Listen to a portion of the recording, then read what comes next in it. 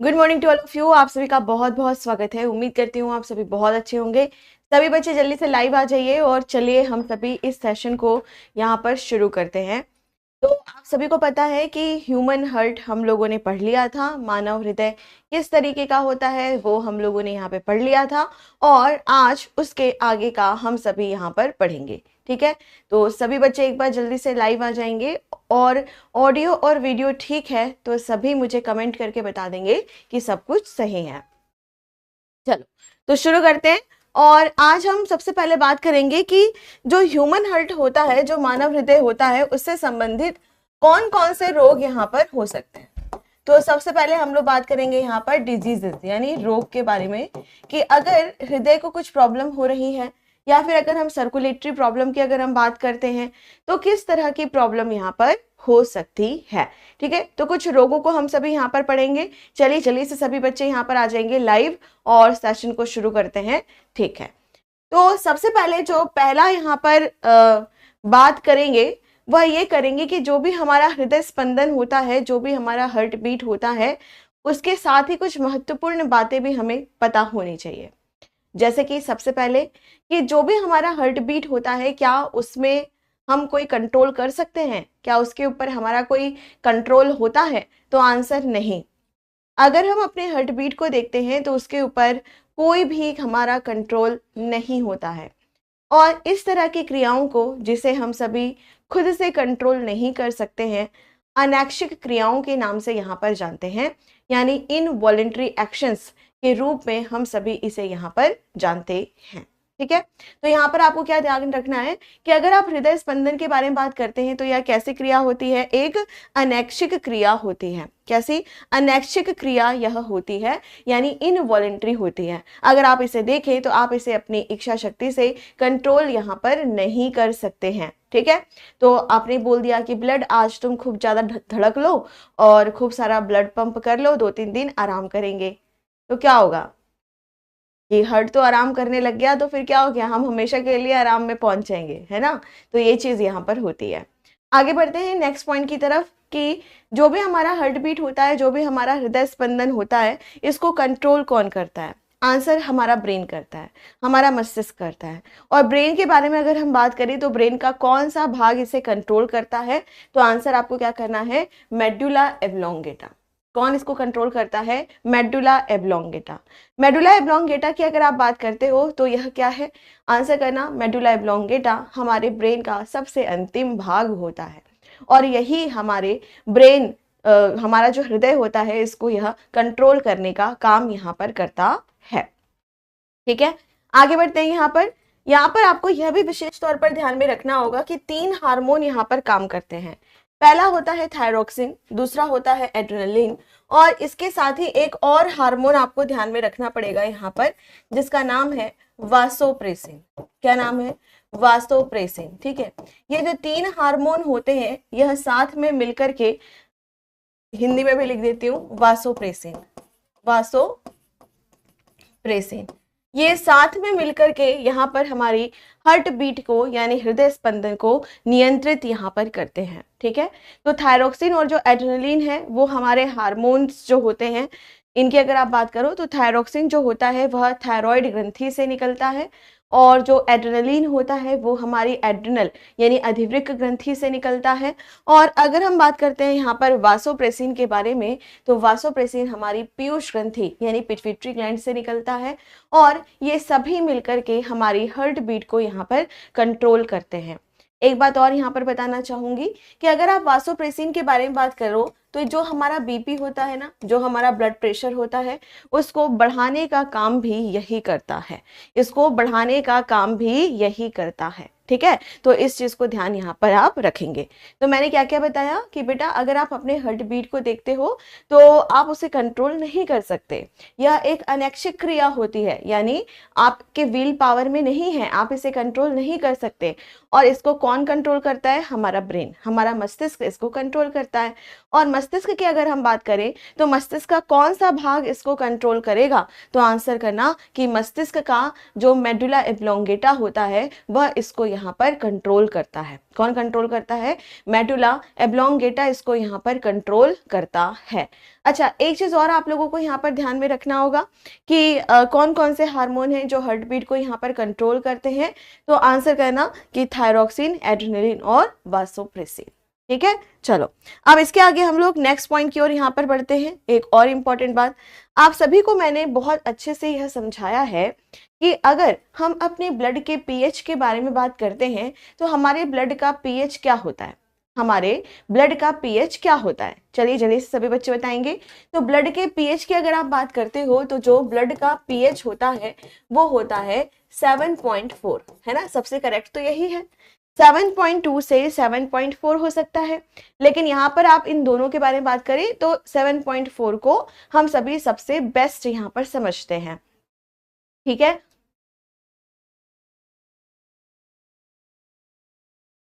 हाँ ठीक है ठीक है। इंग्लिश की क्लास चल रही है? नहीं बेटा, ये बायोलॉजी की क्लास चल रही है। अगर ऐसा कुछ है तो रिफ्रेश यहाँ पर कर लो इसको। ठीक है, चलो अब आगे बढ़ते हैं यहाँ पर नेक्स्ट पॉइंट की तरफ। तो जब हम यहाँ पर बात करते हैं कि जो हमारे ब्लड का पीएच होता है वह 7.4 होता है, लेकिन अगर हमारे रक्त में कार्बन डाइऑक्साइड की मात्रा बढ़ने लग जाए, ठीक है, और आप सभी को पता है कि जो कार्बन डाइऑक्साइड है वो हमारे शरीर के लिए सही नहीं है। तो अगर आप यह देखें कि हमारे शरीर में कार्बन डाइऑक्साइड की मात्रा यहाँ पर बढ़ने लग जाए या फिर बढ़ जाए, तो उस टाइम पर हमारे शरीर का जो रक्त का जो पीएच होता है वह कैसा हो जाता है? अम्लीय हो जाता है, यानी कि एसिडिक यहाँ पर हो जाता है। तो ये भी पॉइंट आप लोगों को यहाँ पर पता होना चाहिए। ठीक है, चलो अब इसके आगे हम लोग नेक्स्ट पॉइंट की ओर बढ़ते हैं। जब हमारा जन्म नहीं हुआ और हम सभी अपनी माता के गर्भ में हैं, जब हमारा जन्म नहीं हुआ और हम सभी जब अपने माता के गर्भ में होते हैं, ठीक है, तो हम होते हैं भ्रूणीय कंडीशन में। हम कैसे होते हैं? भ्रूण, यानी भ्रूणीय कंडीशन में हम सभी यहाँ पर होते हैं। ठीक है, तो आपसे कई बार पूछता है कि सबसे पहले कौन सा अंग बनता है।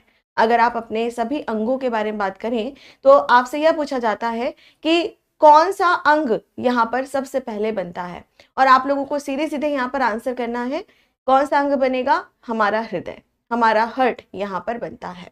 ठीक है, आगे हम बात करते हैं कि जैसे ही आप देखेंगे कि गर्भधारण हुआ उसके 18 से 19 दिनों के बाद हृदय का जो निर्माण है वो यहाँ पर शुरू हो जाता है। आगे बढ़ते हैं यहाँ पर नेक्स्ट कि रक्त परिसंचरण के जनक कौन है। यहाँ पे जो नेक्स्ट प्रश्न आपका आता है वो है कि रक्त परिसंचरण के जनक यहाँ पर कौन है। तो आपको आंसर करना है विलियम हार्वे। यहाँ से काफी प्रश्न आपका पूछता है विलियम हार्वे के ऊपर। विलियम हार्वे ने एक घोड़े के ऊपर सबसे पहले यह पता लगाया था कि जो भी रक्त नलिकाएं होती हैं वह किस तरह की होती हैं, और साथ में आप लोगों को यह भी ध्यान में रखना होगा कि जो भी हमारा रक्त होता है, जो भी हमारा यहाँ पर ब्लड होता है, ठीक है, वह किस तरह से हमारी धमनी में, हमारी शिरा में, हमारी केशिकाओं में, यानी आर्टरी, वीन और कैपिलरी में किस तरीके से यहाँ पर बह जाता है, किस तरह से वो उसका रक्त का प्रवाह होता है। तो इसीलिए आपको ध्यान में रखना है कि अगर आपसे यह पूछा जाए कि ब्लड सर्कुलेटरी सिस्टम के पिता कौन है, जनक कौन है, तो आंसर करना कि विलियम हार्वे हैं। कौन है? विलियम हार्वे हैं। ठीक है, ब्लड ग्रुप के कौन थे? Karl Landsteiner. कौन थे? Karl Landsteiner. ठीक है, चलिए अब इसके आगे हम लोग नेक्स्ट पॉइंट की ओर यहाँ पर बढ़ते हैं। नेक्स्ट जो है यहाँ पर उसको समझते हैं कि हृदय प्रत्यारोपण के जनक कौन है। प्रत्यारोपण, ट्रांसप्लांटेशन, इसका क्या मतलब है कि भाई किसी का हृदय खराब हो गया, उसको काट के निकालना पड़ेगा और किसी दूसरे का स्वस्थ हृदय यहाँ पर लगाना पड़ेगा, और उनकी अगर हम बात करें तो उन्हें क्या कहा जाता है? यहाँ पे प्रत्यारोपण कहा जाता है। तो बात यहाँ पर आती है कि हृदय प्रत्यारोपण के जनक कौन थे, तो आपको आंसर करना है क्रिश्चियन बर्नार्ड। ठीक है, और 1967 में इन्होंने सबसे पहले हार्ट ट्रांसप्लांट किया था। इन्होंने ही सबसे पहले हृदय का प्रत्यारोपण यहाँ पर किया था। तो इस चीज को आप लोग यहाँ पर ध्यान में रखेंगे। ठीक है बच्चों, चलो अच्छा, एक दो बच्चे हैं जो कहते हैं कि मैम हमारे नोट्स नहीं बन रहे। बेटा ये मेरे खुद के नोट्स हैं, तुम्हें कॉपी पेस्ट करना है तो भी तुम्हारे नोट्स नहीं बन रहे हैं। वाह क्या बात है बच्चों, सुधर जाओ। ठीक है, चलिए अब आगे बढ़ते हैं यहाँ पर नेक्स्ट पॉइंट की तरफ। अब यहाँ पर बात आती है कि भारत में सबसे पहले हार्ट ट्रांसप्लांट किसने किया था। भारत की अगर हम यहाँ पर बात करें तो जो हम इंडिया की हम बात करते हैं तो इंडिया में सबसे पहले हृदय का प्रत्यारोपण किसने यहाँ पर किया था। ठीक है, तो आंसर करना डॉक्टर प्रफुल्ल कुमार सेन थे जिन्होंने सबसे पहले हृदय प्रत्यारोपण भारत के अंदर यहाँ पर किया था। और फिर यहाँ पर आपको यह ध्यान में रखना है कि जो सबसे पहले फर्स्ट ओपन सर्जरी थी, जो प्रथम बार ओपन सर्जरी थी, हार्ट सर्जरी थी, वह किसने की थी? डॉक्टर ले लेही ने की थी। किसने की थी? डॉक्टर ले लेही ने की थी। मैम पहले वाली स्लाइड दिखा दीजिए। अच्छा ठीक है, ये देखो, चलो इसको नोट करो जल्दी से। ठीक है, तो यहाँ पर आपने क्या देखा कि भाई जैसे जैसे कार्बन डाइऑक्साइड की मात्रा रक्त में बढ़ती है वैसे वैसे रक्त का पीएच अम्लीय होने लग जाता है। उसके बाद दूसरे नंबर पर मैंने आपको बताया कि प्रथम अंग भ्रूण कौन सा बनता है? प्रथम अंग भ्रूण में कौन सा बनता है? हृदय बनता है। फिर मैंने बताया रक्त परिसंचरण के जनक कौन है? आंसर विलियम हार्वे हैं। और फिर आपसे पूछता है कि हृदय प्रत्यारोपण के जनक कौन है, और आपको क्या आंसर करना है? Christian Bernard. क्या आंसर करना है यहाँ पर? Christiaan Barnard. ठीक है, फिर मैंने आपको बताया कि भारत में प्रथम हृदय प्रत्यारोपण किसके द्वारा किया गया था, और आंसर क्या करना है? डॉक्टर प्रफुल्ल कुमार। डॉक्टर प्रफुल्ल कुमार। दूसरे नंबर पर मैंने आपको बताया कि पहली बार प्रथम ओपन हार्ट सर्जरी किसने की थी? डॉक्टर ले लेही ने की थी। किसने की थी? डॉक्टर ले लेही ने की थी। ठीक है, ओके बच्चों, यहां तक समझ आ गया सभी को? ओके, अब इसके बाद मैं आप लोगों को यहाँ पर एक विशेष यंत्र के बारे में यहाँ पर समझाऊंगी जिसका नाम है ECG।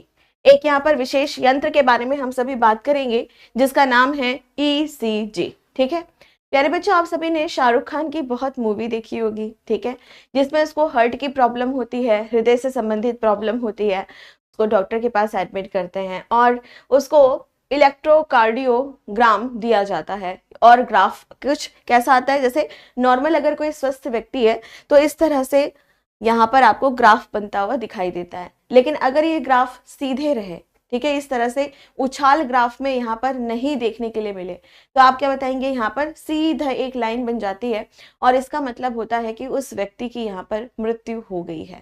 ठीक है, तो सबसे पहले आपको यह ध्यान में रखना होगा कि ECG क्या होता है।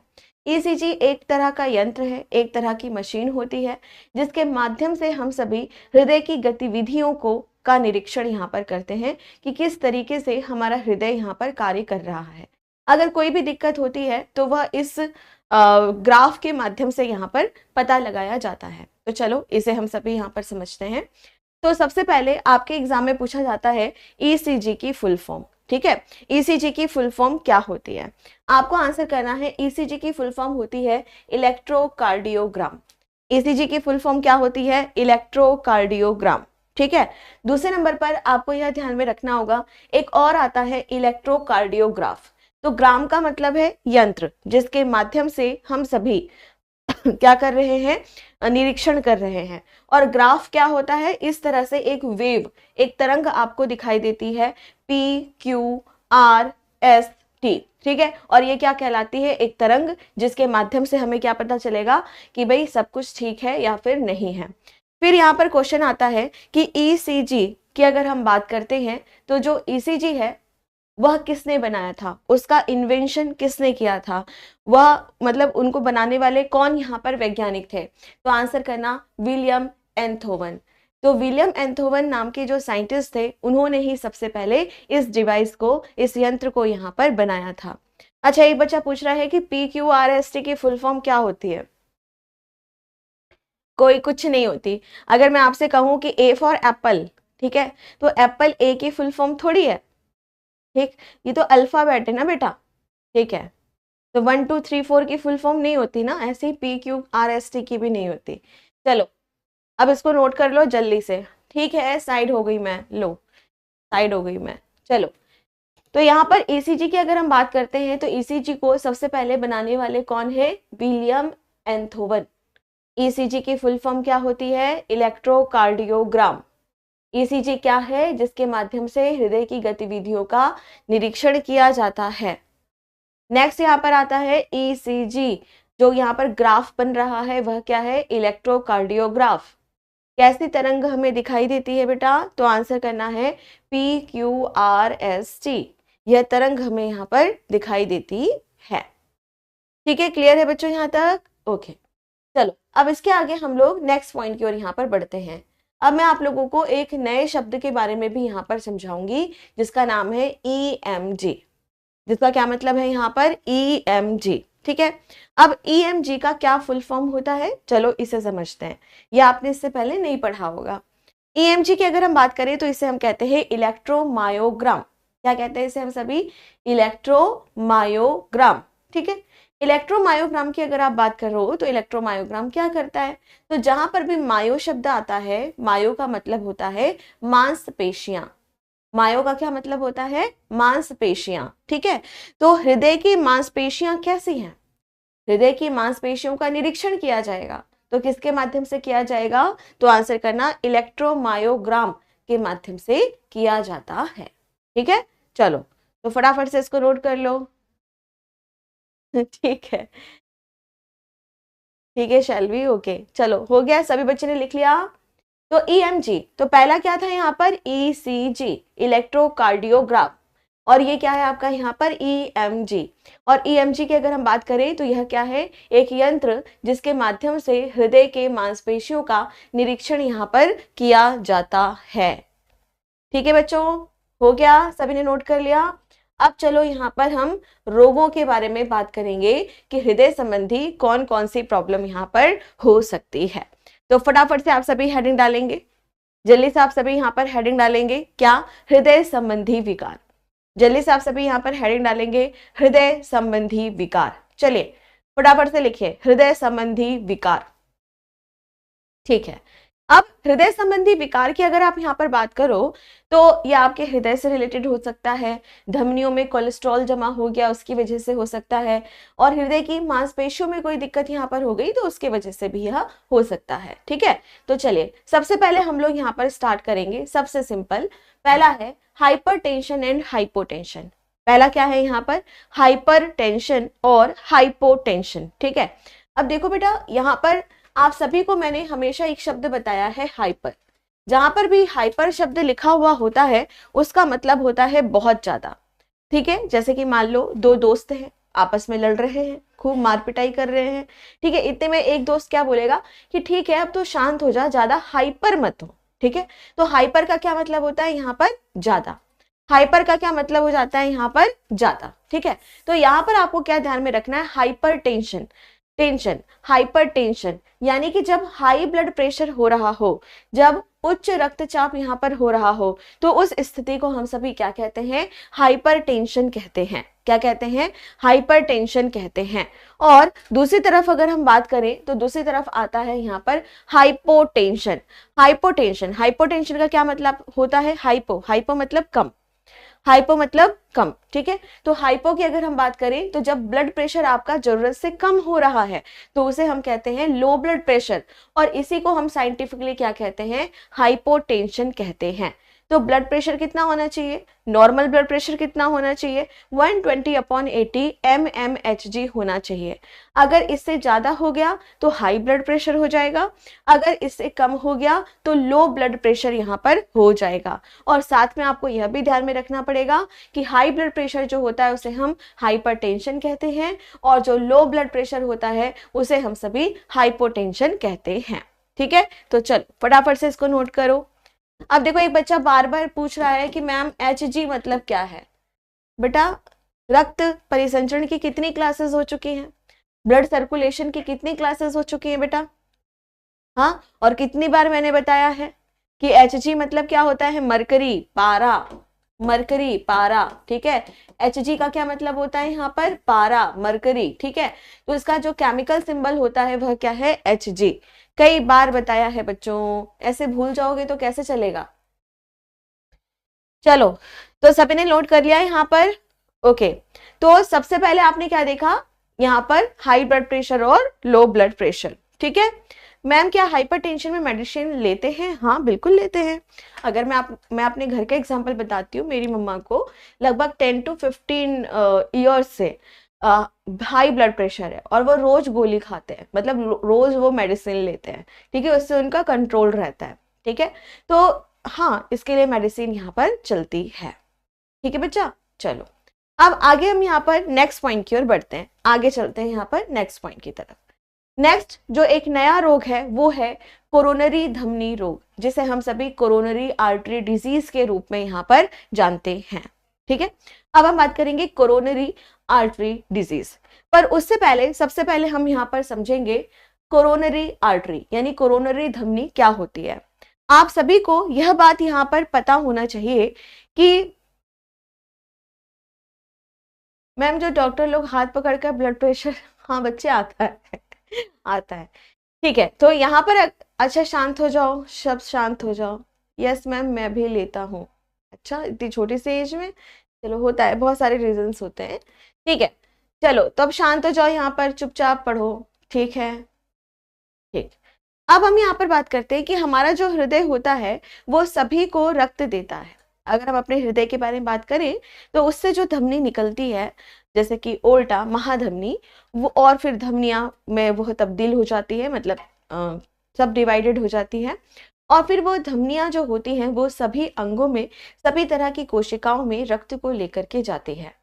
तो यहाँ पर क्वेश्चन आता है कि क्या ऐसी कोई धमनी है, क्या ऐसी कोई यहाँ पर आर्टरी है। ये जो हार्ट अटैक वाले बच्चे हैं ना, इन्होंने बिल्कुल जीना आराम करके रखा है। बेटा हार्ट अटैक पढ़ाऊंगी ना, अभी शांत होकर के जो पढ़ा रही हूँ वो पढ़ो। चलो हार्ट अटैक सब पढ़ा रही हूँ ना, रोगों में ही तो आएगा या कहीं और से टपक जाएगा। क्यों गुस्सा दिला रहे हो सुबह सुबह, पढ़ाई पे ध्यान दो। ठीक है, नहीं तो अभी उल्टा लटका दूंगी मैं भी यहीं पे। चलो अब आगे हम यहाँ पर बढ़ेंगे नेक्स्ट पॉइंट की तरफ। आगे बढ़ेंगे यहाँ पर कि जब हम अपने हृदय के बारे में बात करते हैं तो जो हमारा हृदय होता है वो क्या करता है, यहाँ पर धमनियों के माध्यम से रक्त एक एक जगह पे लेकर के जाता है हमारे शरीर में। लेकिन यहाँ पर आप सभी को यह भी पता होना चाहिए, बेटा शांत हो जाओ, मैं फिर से कह रही हूँ शांत हो जाओ। ठीक है, लेकिन आप लोगों को यह भी यहाँ पर पता होना चाहिए कि क्या ऐसी कोई धमनी है, क्या ऐसी कोई यहाँ पर आर्टरी है जो हृदय के पास ही रक्त को लेकर के जाए। तो आंसर करेंगे यस, हाँ। ठीक है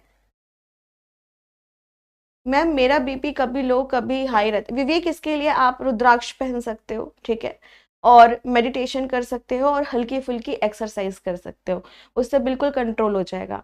अगर आपके आसपास कोई योगा सेंटर है तो आप 1 घंटा जा करके योगा क्लासेस कर सकते हैं, तो भी कवर हो जाएगा, मतलब ठीक हो जाएगा। ठीक है, बाकी ये होता क्यों है, जब हमारा खाना पीना अच्छा नहीं होता और हम लंबे समय तक टेंशन में रहते हैं तो कभी ब्लड प्रेशर लो हो जाता है, कभी ब्लड प्रेशर हाई हो जाता है। ठीक है बच्चा, चलो ठीक है, तो पहले यहाँ पे समझो, नहीं तो सबकी पिटाई होगी आज। ठीक, तो सबसे पहले हम यहाँ पर बात करते हैं अपने हृदय के बारे में। हमारा जो हृदय होता है वह क्या काम करता है, तो आंसर करना कि रक्त पहुंचाता है सभी भागों में। पर हृदय को भी तो रक्त की आवश्यकता होती होगी ना, हृदय को भी रक्त की आवश्यकता होती होगी।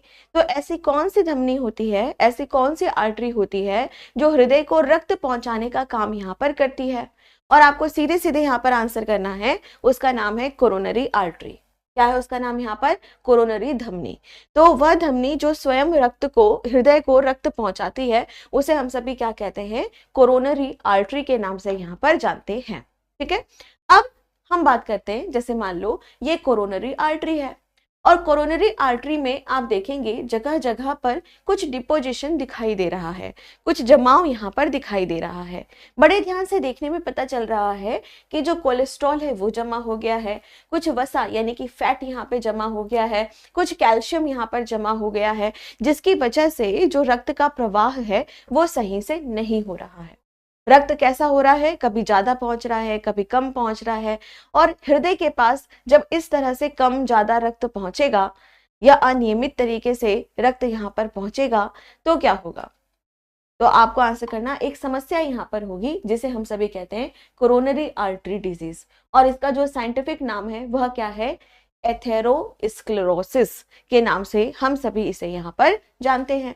और यही चीज आगे जाकर के आपकी क्या हो रही है, हार्ट अटैक की समस्या ये बनती है। पर हार्ट अटैक अलग है, ठीक है। अभी आपको यहाँ पर सिर्फ क्या ध्यान में रखना है कि कोरोनरी धमनी जो रोग होता है वह क्या है, कि रक्त नलिकाओं में कोलेस्ट्रॉल और वसा तथा कैल्शियम का जमाव हो रहा है। ठीक है, तो यहाँ पे लिख सकते हो, affects the blood vessel due to deposition of the cholesterol, fat and calcium. चलिए जल्दी से लिखिए इसको यहाँ पर। बेटा जो बीपी होता है वो ठीक है, ब्लड प्रेशर नॉर्मली ठीक है, अगर ज्यादा और कम हो रहा है तो दिक्कत होती है। ठीक है, चलो हो गया, लिख लिया सभी ने, समझ आ गया सबको यहाँ तक? ओके बच्चों, अब आगे बढ़ते हैं यहाँ पर नेक्स्ट पॉइंट की तरफ। अब यहाँ पर एक नए रोग के बारे में हम बात करेंगे। एक जो नया रोग है वो है एंजीना पेक्टोरिस। एक नया रोग है यहाँ पर एंजीना पेक्टोरिस। ठीक है, यह किस तरीके का रोग है?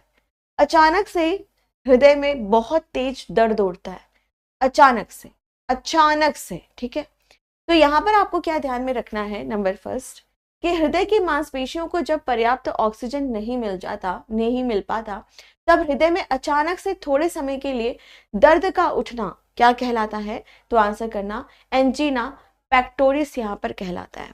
ठीक है, तो acute chest pain due to the less supply of oxygen to the heart muscles. तो हृदय की जो मसल्स हैं उनको ही ऑक्सीजन नहीं पहुंच पा रहा।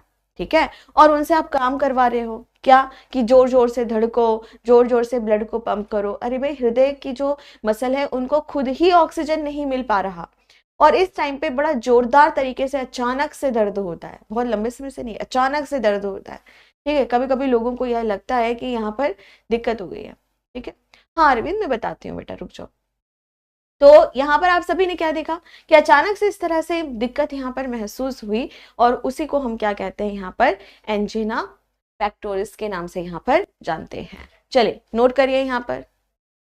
बेटा कभी कभी ना गैस से भी प्रॉब्लम हो जाती है। ठीक है, जैसे कुछ बच्चे कह रहे हैं कि यस मैम कभी कभी मेरे को हो जाता है, आपको नहीं होगा बच्चा, अभी आप छोटे हो बहुत। ठीक है, और ध्यान रखना है आपको, ये कभी कभी गैस्ट्रिक प्रॉब्लम की वजह से भी होती है, जो गैस होती है वो चढ़ जाती है और फिर उसके बाद छाती में बहुत तेज दर्द होता है। ठीक है, चलो आगे बढ़ते हैं यहाँ पर नेक्स्ट पॉइंट। नेक्स्ट अब आता है यहाँ पे हमारा हार्ट फेलियर। वो हार्ट अटैक वाला बच्चा कहाँ गया? चलो इधर आओ तुम। ठीक है, हार्ट अटैक वाले बच्चे। ठीक, अब हम पढ़ेंगे हार्ट अटैक। ठीक है, हार्ट अटैक, बेटा हार्ट अटैक को हम सभी कहते हैं हार्ट फेलियर। ठीक है, कि हृदय विफल हो गया, हार्ट जो हमारा हृदय है वो फेल हो गया, और उसी को हम कहते हैं हार्ट अटैक। ठीक है, अब आपको सबसे पहले यहाँ पर समझना होगा कि अगर हम हृदय के बारे में बात करें तो हृदय का काम क्या है? हृदय की अगर आप बात करते हो तो हृदय का काम क्या है?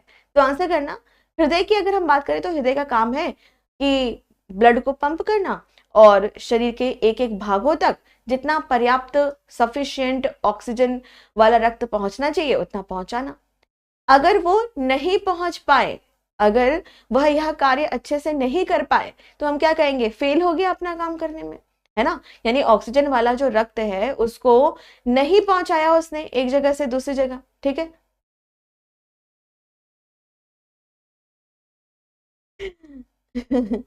हाँ, डिजीज रोग जो है वो बाद में ही पढ़ाऊंगी। एक बच्चे ने कहा कि जो जो आप रोग बताते हो ऐसा लगता है कि सब मुझ में। ऐसा होता है बेटा, ये नॉर्मल बात है। ठीक है, तो यहाँ पर आपको क्या ध्यान में रखना है कि शरीर में रक्त की आवश्यकता पूरा करने के लिए जब हृदय विफल हो जाता है, यानी हृदय के एक एक भाग में वो सफिशिएंट रक्त नहीं पहुंचा पा रहा, इनफ ब्लड सप्लाई नहीं कर पा रहा, जितना पहुंचा चाहिए उतना नहीं वो कर पा रहा। ठीक है, तो उसे ही हम सभी यहाँ पर क्या कहते हैं? हार्ट फेलियर, हृदय विफलता, उसे ही हम सभी यहाँ पर कहते हैं। और इसी को ही हम सभी हार्ट अटैक भी कहते हैं, इसी को ही हम सभी हार्ट अटैक भी कहते हैं, इसी को ही हम सभी हार्ट अटैक भी कहते हैं, और इसी को हम सभी कॉन्जेक्टिव हार्ट फेलियर के नाम से भी जानते हैं। चलो लिखो यहाँ पर, मेडुला एब्लोंगेटा का खेला होता है क्या मैम ये सब? नहीं बेटा, ऐसा नहीं है, हर जगह मेडुला एब्लोंगेटा की वजह से नहीं है, वो तो बेचारा रेगुलेट ही करता है, पर ये हो जाता है। ठीक है मैम, ये कितनी एज में होता है? बेटा ये एज के ऊपर डिपेंड नहीं करती ये सब चीज़ें, ये बहुत सारे फैक्टर्स इसके होते हैं। कई बार कुछ चीज़ें, हृदय से संबंधित रोग जेनेटिक भी होते हैं, कुछ रोग कई बार आपकी क्रियाकलाप ठीक नहीं है तो भी होता है, कई बार खान पान अच्छा नहीं है, दिन भर सोए पड़े रहते हो, कोई फिजिकल वर्क नहीं करते हो तो भी होता है। ठीक है, तो ये सारी चीज़ें यहाँ पर हो जाती है। ज़्यादा सोचने की वजह से, बेटा टेंशन लेने की वजह से भी कई बार होता है। ठीक है, चलो हो गया, यहाँ तक समझ आ गया। चलिए हार्ट अटैक हमने यहाँ पर पढ़ लिया। अब इसके बाद हम लोग यहाँ पर नेक्स्ट पॉइंट की ओर बढ़ते हैं। अब यहाँ पर आएगा हमारा हार्ट अरेस्ट। अब जो नेक्स्ट यहाँ पर आएगा पॉइंट वो है हार्ट अरेस्ट। ठीक है,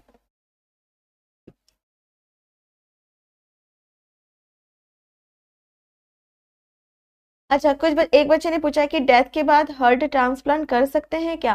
कुछ समय तक, कुछ घंटे तक, कुछ घंटे तक। ठीक है,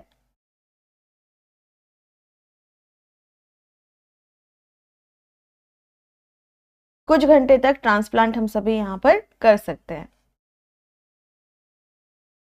मैम बहुत टाइम से मरा हुआ हो तो नहीं, ऐसा नहीं कर पाओगे। ठीक है, ऐसा नहीं कर पाओगे। ठीक है, चलो अब आगे नेक्स्ट। तुम लोग पढ़ते नहीं हो, फालतू की बातें यहाँ पे ज्यादा करते हो। चलिए अब आगे बढ़ते हैं यहाँ पर नेक्स्ट पॉइंट। नेक्स्ट है यहाँ पे हार्ट अटैक। हार्ट अटैक की अगर हम बात करें तो इसी को हम सभी हार्ट अरेस्ट, सॉरी अटैक तो पढ़ लिया था हमने, हार्ट अरेस्ट यानी कार्डिक अरेस्ट। कार्डिक अरेस्ट क्या होता है? जब अचानक से ये आपके ऐसे नोड से जुड़ा है। आप सभी को पता है ना कि जो ऐसे नोड होता है वह हमारे हृदय का पेस मेकर कहलाया जाता है। हमारे हृदय का पेस मेकर यहाँ पर वह कहलाया जाता है। और इस पेस मेकर की अगर आप यहाँ पर बात करते हो और अचानक से यह काम करना बंद कर दे, या फिर अचानक से आपके हृदय की धड़कन बंद हो जाए, अचानक से बंद हो जाए, तो उस टाइम पर आपको किस तरह का रोग हो जाएगा? मतलब इस रोग को हम क्या कहेंगे, इस कंडीशन को हम क्या कहेंगे? Heart arrest. ठीक है, तो हार्ट अटैक अलग होता है, हार्ट अरेस्ट अलग होता है। इन दोनों में अंतर आप सभी को यहाँ पर पता होना चाहिए। जो हार्ट अटैक आ रहा था यानी हार्ट फेल हो रहा था, इसका मतलब कि हृदय जितना रक्त पंप करना चाहिए उतना रक्त पंप नहीं कर पा रहा था। और हार्ट अरेस्ट का क्या मतलब होता है कि ऐसे नोड अचानक से काम करना बंद कर दिया और जो आपकी हार्ट बीट है, जो आपकी हृदय स्पंदन है, वह अचानक से यहाँ पर क्या हो गई? बंद हो गई। हार्ट बीट थोड़ी सी यहाँ पर बंद हो गई थोड़ी देर के लिए, और उसे हम सभी क्या कहते हैं? Heart arrest. ठीक है, तो दोनों में अंतर होता है। अब कई बार हार्ट अरेस्ट आता है और आप वहां पर मतलब आपको छाती को प्रेस करना आता हो, आप सभी को सांस देना आता हो मुंह के माध्यम से या मशीन के माध्यम से, तो हम लोगों की जान भी बचा सकते हैं। ठीक है, क्योंकि इस स्थिति को हम संभाल सकते हैं। हार्ट अरेस्ट अगर आ रहा है तो इसे हम सभी संभाल सकते हैं। ठीक है, इसलिए हमें जो प्राथमिक चिकित्सा है यानी कि जो प्राइमरी मेडिकल जो होती हैं वो सब चीजें हमें आनी चाहिए। ठीक है, चलो अब आगे बढ़ते हैं यहाँ पर नेक्स्ट पॉइंट की तरफ। इसके बाद आता है यहाँ पे कोरोनरी थ्रोम्बोसिस। कोरोनरी थ्रोम्बोसिस की अगर हम बात करें तो कोरोनरी थ्रोम्बोसिस का क्या मतलब है कि जब हमारी कोरोनरी धमनी में रक्त का थक्का जमने लगता है, छोटे छोटे यहाँ पे रक्त क्लॉट आपके क्या हो रहे हैं? जमने लग जा रहे हैं। ठीक है, क्या लग रहे हैं? रक्त का जो थक्का है वह कोरोनरी धमनी में यहाँ पर जम रहा है, और उसी को हम सभी कोरोनरी थ्रोम्बोसिस के नाम से यहाँ पर जानते हैं। चलिए तो फटाफट से इसको नोट कर लेंगे, जल्दी से आप इसको यहाँ पे नोट कर लीजिए फटाफट से।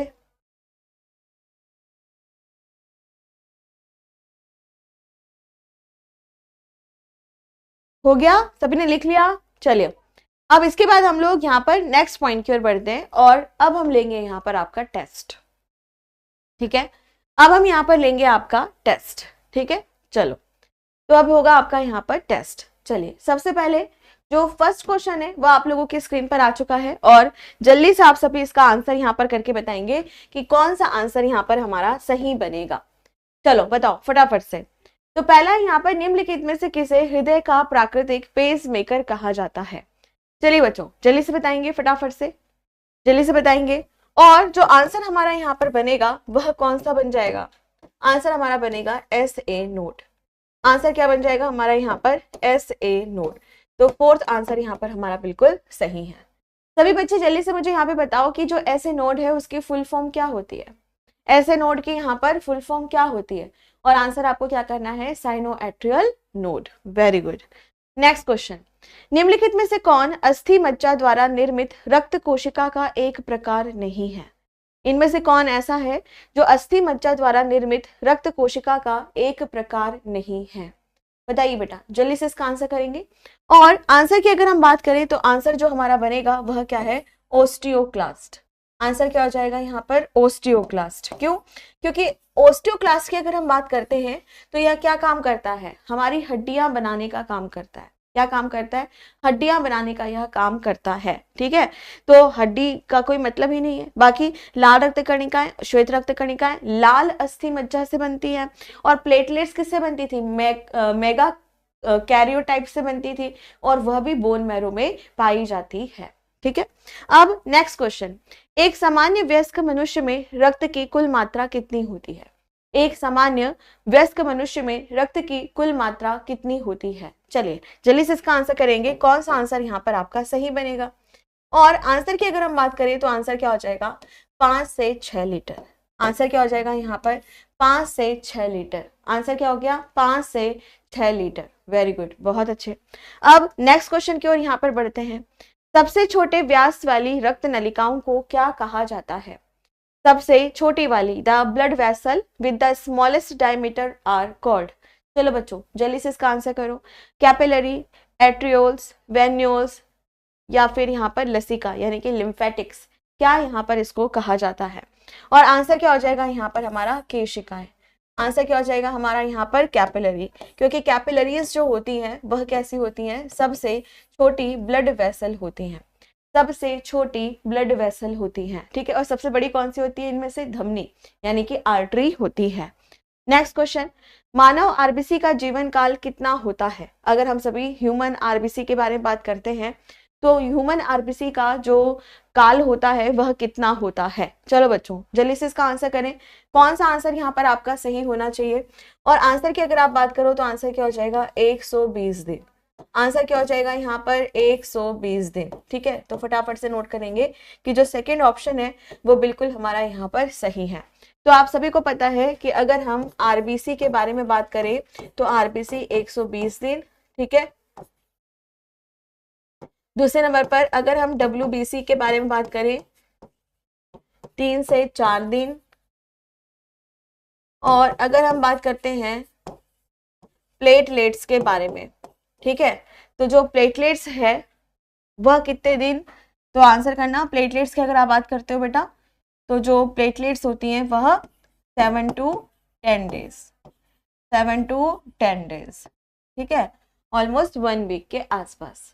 ठीक है, चलो अब नेक्स्ट क्वेश्चन की ओर यहाँ पर बढ़ते हैं।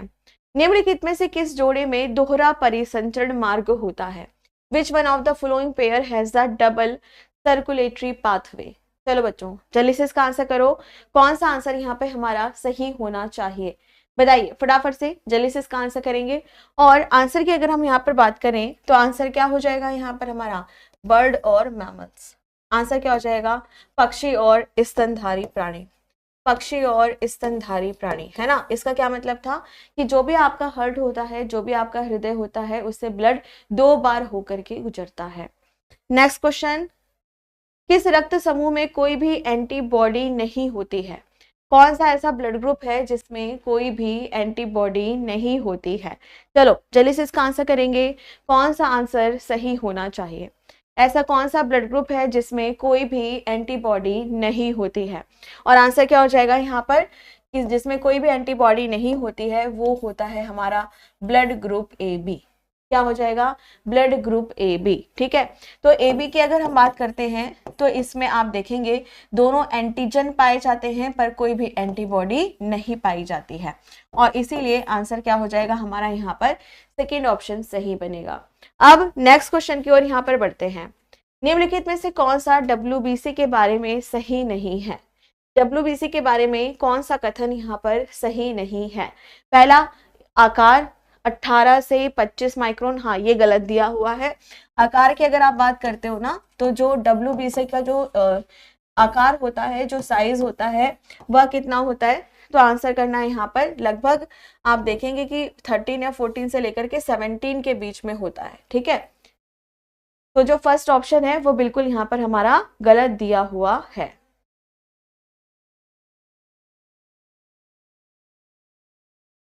ठीक है, तो डब्ल्यूबीसी की अगर आप बात करते हो तो ध्यान रखना 14 से 16 माइक्रोन मीटर के आसपास यह होता है इसका आकार। तो जो फर्स्ट ऑप्शन यहाँ पर दिया हुआ है वह बिल्कुल गलत दिया हुआ है। वो बिल्कुल यहाँ पे गलत दिया हुआ है। बाकी चीजें सब कुछ यहाँ पर सही है। इस वाले का आंसर तो ए भी था, ठीक है। तो आंसर क्या है इसका, यहाँ पर फर्स्ट ऑप्शन जो है वो बिल्कुल गलत है। नेक्स्ट क्वेश्चन, हृदय से शरीर के विभिन्न भागों तक रक्त ले जाने वाली रक्त वाहिकाओं को क्या यहाँ पर कहा जाता है। चलो बच्चों जल्दी से इसका आंसर करेंगे कि the blood vessel that carry blood from the heart to the various part of the body are called. पहला है यहाँ पे आर्टरीज, वीन, यहाँ पे सेप्टम या फिर कैपिलरीज। चलो जल्दी से इसका आंसर करो। और आंसर की अगर हम बात करें, आंसर क्या हो जाएगा, धमनियां यानी कि आर्टरीज। तो जो फर्स्ट ऑप्शन है वो बिल्कुल यहाँ पे सही है। तो हृदय से अगर कोई भी रक्त नलिका रक्त को लेकर के बाहर निकल रही है, विभिन्न भागों तक लेके जा रही है, तो वो क्या होगी, धमनी यहाँ पर होगी। ठीक है, नेक्स्ट क्वेश्चन, किस प्रकार के रक्त समूह को सार्वभौमिक दाता के रूप में जाना जाता है। यूनिवर्सल डोनर किसे कहते हैं। यूनिवर्सल डोनर किसे कहते हैं। तो यूनिवर्सल डोनर की अगर आप बात करें तो यूनिवर्सल डोनर किसे कहा जाता है, ओ निगेटिव को कहा जाता है। किसको कहा जा रहा है, ओ निगेटिव को कहा जाता है। ठीक है, बहुत अच्छे, बहुत बढ़िया। अब नेक्स्ट क्वेश्चन की ओर हम यहाँ पर बढ़ते हैं कि which vessel carry carbon dioxide rich blood from all part of the body back to the heart. कौन सी वाहिनियां शरीर के सभी भागों से कार्बन डाइऑक्साइड युक्त रक्त वापस हृदय तक लेकर के आती है, वापस हृदय तक लेकर के आती है। और आपका क्या आंसर होना चाहिए यहाँ पे, वीन्स। ठीक है, यानी जिसको हम सभी शीरा के नाम से भी यहाँ पर जानते हैं। तो आंसर क्या हो जाएगा इसका, यहाँ पर सेकेंड ऑप्शन सही बनेगा। सेकेंड ऑप्शन यहाँ पर हमारा सही बनेगा।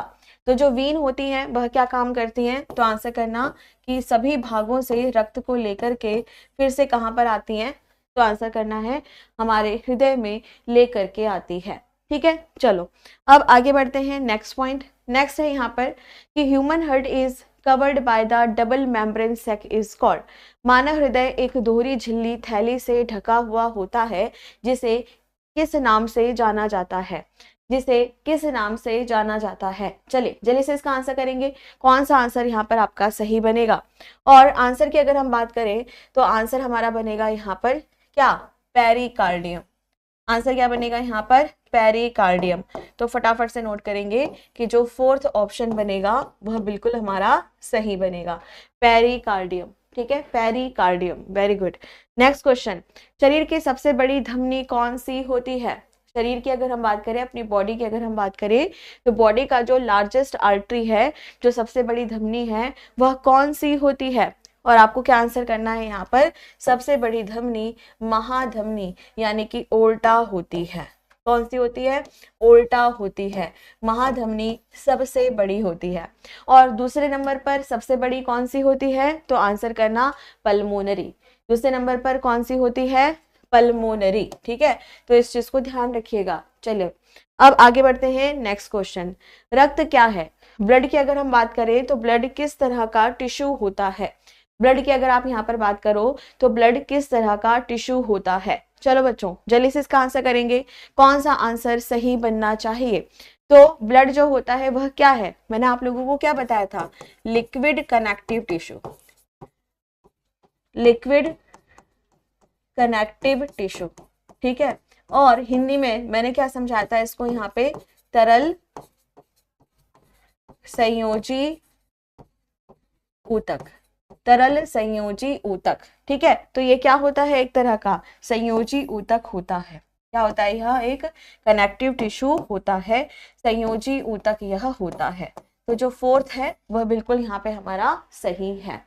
चलिए अब नेक्स्ट क्वेश्चन की ओर यहाँ पर हम बढ़ते हैं। Dash carry oxygen rich blood from the heart to all part of the body. यहाँ पे क्या कह रहा है, ऑक्सीजन युक्त रक्त को हृदय से शरीर के सभी भागों तक कौन लेकर के जाता है। चलिए जल्दी से इसका आंसर करेंगे, कौन सा आंसर सही बनना चाहिए। और आंसर की अगर हम बात करें तो आंसर क्या हो जाएगा यहाँ पे, धमनियां। आंसर क्या हो जाएगा यहाँ पे हमारा, धमनियां। तो जो थर्ड ऑप्शन बनेगा वह बिल्कुल हमारा यहाँ पे सही है, धमनियां यानी कि आर्टरीज यहाँ पर बिल्कुल सही आंसर बनेगा। ठीक है, अब नेक्स्ट क्वेश्चन की ओर यहाँ पर बढ़ते हैं। एक सामान्य स्वस्थ वयस्क मानव में सामान्य डायस्टोलिक रक्तचाप कितना होता है। यहाँ पे क्या कह रहा है कि कोई भी हमारा हेल्दी एडल्ट ह्यूमन है उसमें जो डायस्टोलिक ब्लड प्रेशर होता है वह कितना होता है। तो आप सभी को मैंने क्या बताया था कि किसी भी नॉर्मल ब्लड प्रेशर की अगर हम बात करें तो कितना होना चाहिए, 120/80 mmHg होना चाहिए। 120 क्या होता है यहाँ पे, सिस्टोलिक प्रेशर। क्या होता है ये, सिस्टोलिक प्रेशर, ठीक है। और मैंने आपको क्या बताया था यहाँ पर 80 क्या होता है, तो आंसर करना है डायस्टोलिक प्रेशर। क्या होता है यहाँ पे, डायस्टोलिक प्रेशर, ठीक है। तो यहाँ पर आपका क्या पूछ रहा है, डायस्टोलिक प्रेशर क्या होगा, तो आंसर करना 80 mmHg होता है।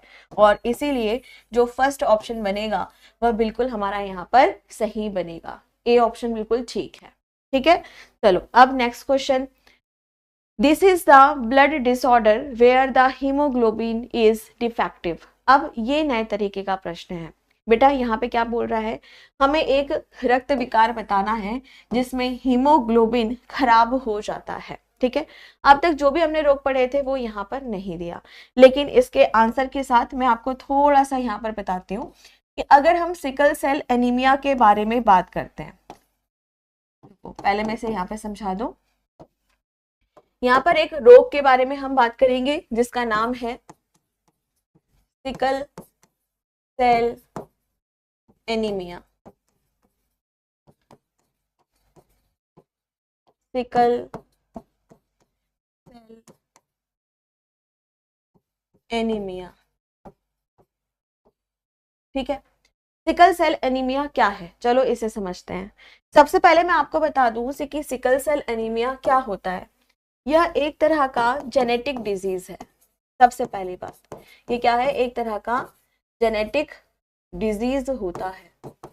यह एक तरह का जेनेटिक डिजीज होता है। हिंदी में इसे हम कहते हैं कि यह एक अनुवांशिकी रोग है, ठीक है। अनुवांशिकी रोग का क्या मतलब होता है, एक ऐसा रोग जो माता पिता से बच्चों में पहुंचता है, जिसके परिवार में, वंश में, खानदान में किसी को यह रोग है तो उस बच्चे तक यह किसी न किसी माध्यम से पहुंचेगा ही, और उसे हम कहते हैं अनुवांशिकी रोग, ठीक है। आगे हम यहाँ पर बात करते हैं नेक्स्ट पॉइंट की तरफ। इस रोग की वजह से जो हमारा ब्लड होता है, तो यह क्या है, एक तरह का ब्लड डिसऑर्डर। ये क्या है, एक तरह का ब्लड डिसऑर्डर, जिसे हम सभी कहते हैं रक्त विकार है, जिसकी वजह से क्या होगा, इसका पूरा जो अफेक्ट पड़ेगा, जो पूरा का पूरा हानि पहुंचेगी वो रक्त को पहुंचेगी। रक्त में आप सभी को पता है कि जो भी हमारी आरबीसी होती है उसके पास क्या होता है, हीमोग्लोबिन होता है ना। और हीमोग्लोबिन का टूटना यहाँ पर शुरू हो जाता है। कैसे होता है, चलो इसे हम सभी यहाँ पर सबसे पहले समझते हैं।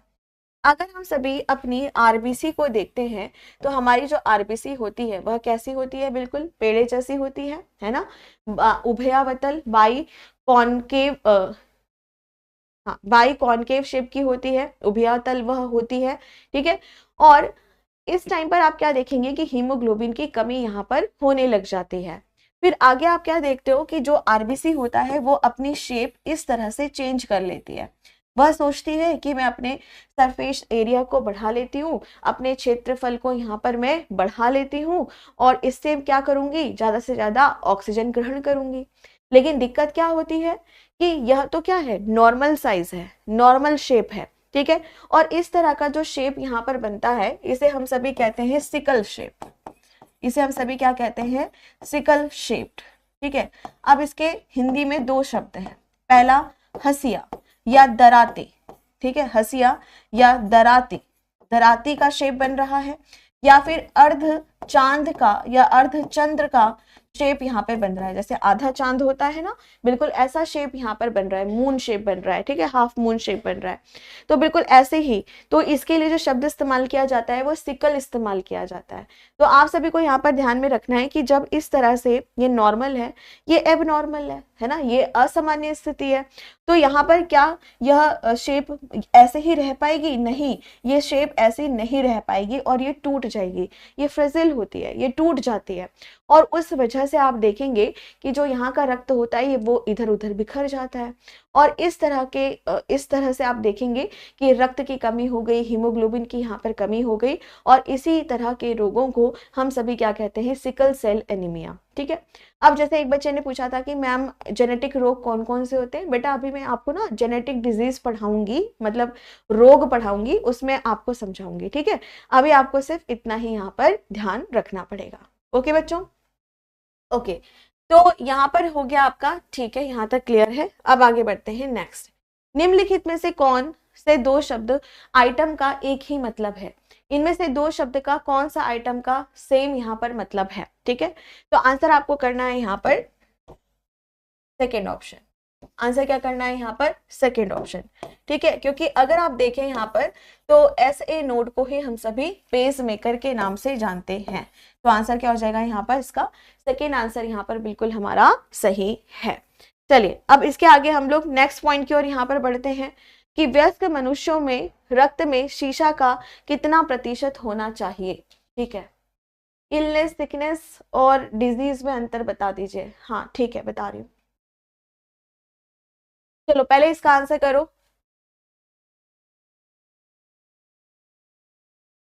उसमें चलो बच्चों, इसका पहले यहाँ पर आंसर करेंगे हम सभी। मैम इसका A4 साइज का जो PDF है वह भी मिलेगा? हाँ बच्चों, वह भी मिलेगा। चलो सबसे पहले यहाँ पे बताओ, इसका आंसर करो, कौन सा आंसर यहाँ पर हमारा सही होना चाहिए 19वें का? मैम नहीं पता है, अच्छा कोई बात नहीं। इसका जो आंसर यहाँ पर बनेगा वो है हमारा थर्ड ऑप्शन। ठीक है, चलो ओके। अब इसका आंसर करो जब तक मैं बताती हूँ यहाँ पे। इलनेस, सिकनेस और क्या एक बच्चे ने पूछा था, दिखाना कमेंट उसका।